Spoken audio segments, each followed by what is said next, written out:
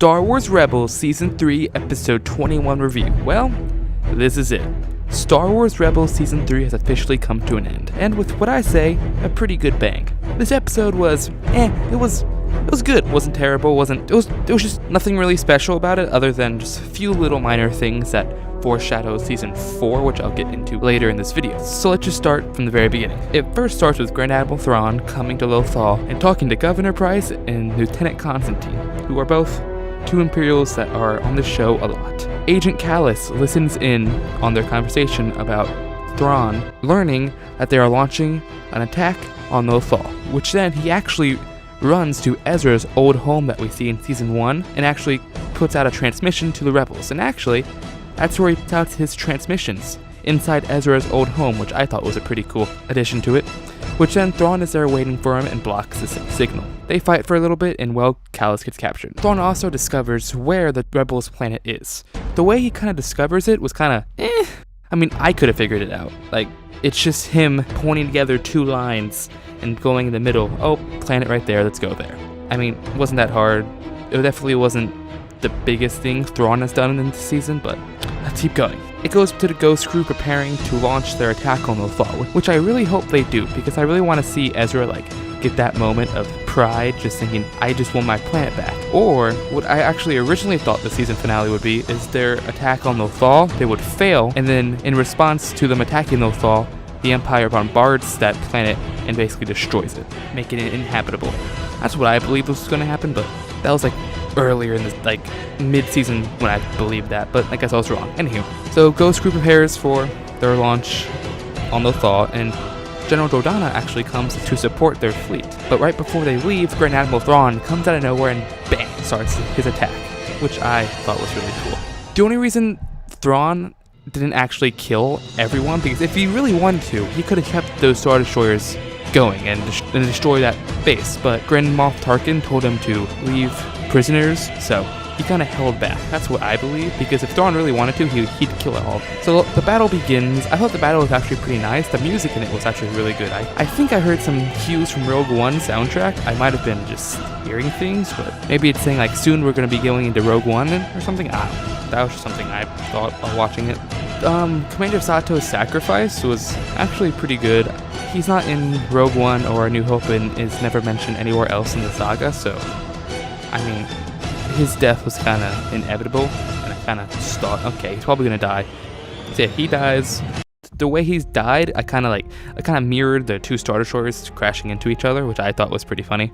And Constantine, kind of really pissed me off.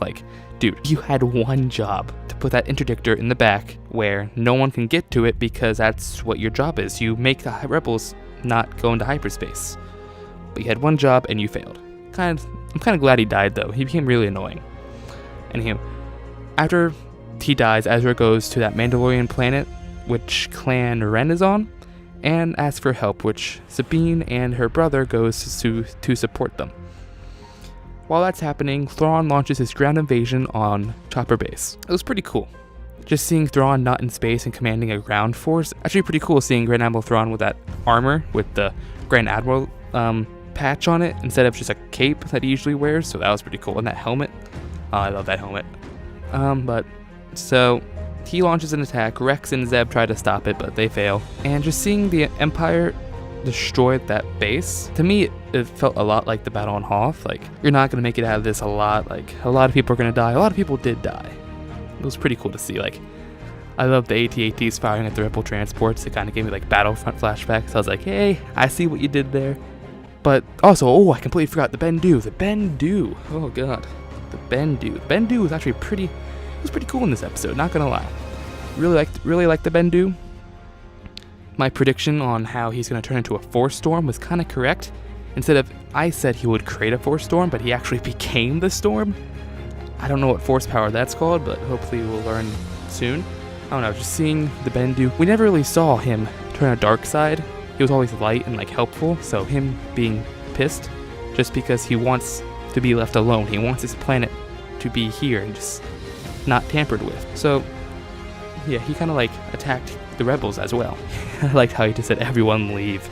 He's pissed. He just wants everyone off that planet. So yeah, Thrawn surrounds them, but then the Bendu helps them, and then they get out. That's something that Thrawn can't see because he's never really encountered Force wielders, so he hasn't been prepared for that or know what they're going to do because he doesn't study the Jedi arts. I understand why he didn't succeed because of that. It was unpredictable to him. But the rebels get away, and Governor Pryce, focusing their power on the interdictor, I believe, gave the rebels a chance to get away. So, all of the Imperials are just dumb instead of... The only Imperials to me that are actually, like, dumb and stupid, like, actually know what they're doing is Director Krennic, Grand Moff Tarkin, and Thrawn. Like, everyone else is just idiots. It's just funny seeing them die. And it's kind of a reason why the Empire falls at the end, because there weren't enough smart leaders. Which actually Aftermath Empire's End touches on. So, yeah. Anywho, something I found interesting was the foreshadow of Thrawn's death, which, oh god, I don't want that to happen at all, really. I love Thrawn. I just want Thrawn to be, like, thrown into the unknown regions and never come back. Like, just stay in there, go back to Sisla, his homeworld, so no one can kill you. Something that I actually really enjoyed in this episode is the foreshadow of Thrawn's death. Like, Thrawn has never met a Force wielder, to what we believe at the moment. The Thrawn book comes out in like 2 weeks, so he might meet someone, a Jedi, then. But at the moment, this is what we have, and he doesn't know anything about the Jedi. And just hearing his voice, like, he's so, like, amused by this, like, I've never seen you before. Like, what are you? It was actually really cool. But the Bendu says, I see your defeat, with many arms surrounded by you in a cold embrace. Which is much different from his Legends death. His Legends death, he was betrayed by his bodyguard and just stabbed him from behind during the attack on Solus Van, I believe. So that's kind of different. He's being torn apart. I don't know what that means, but hopefully we don't see it for a long time, because I need more Thrawn. I love how they ended this. It wasn't as climactic as Twilight of the Apprentice, but really you can't really top that. Twilight of the Apprentice had a major ending. Kanan was blind. Darth Maul just came back for the second time. Darth Vader versus Ahsoka. We don't know if Ahsoka's alive. Darth Vader just is walking out of a temple, barely alive. Just damn. This episode kind of mirrored that with the whole camera following around characters, seeing what they're going to do in Season 4. Like Sabine is going to help the Mandalorian Civil War with the Saxons and the Wren still. And Kanan and Ezra are just talking in the back. But before they get to that, AP5 talks to Rex and says stuff about Yavin 4 and how we need to put in coordinates, which I was like, oh snap. They're going to Yavin 4. Woo, woo, woo. So yeah, Season 4 Rebels will definitely get a Yavin 4, depending on if it's going to be immediately or like a year later, I don't know, but we're definitely going to see Yavin in Star Wars Rebels Season 4. So yeah, tomorrow I'll be posting a video, the biggest mistakes of Star Wars Rebels Season 3. Now before you go all ranting in the comments, I like Rebels Season 3. I'm just saying, there were a lot of mistakes that were made in this season, which I will cover in tomorrow's video. So yeah. I hope you all enjoyed this video. If you did, drop a like, blast a like, and all that good stuff. And if you are new, subscribe for all things Star Wars. This is the First Order, signing out. But I can.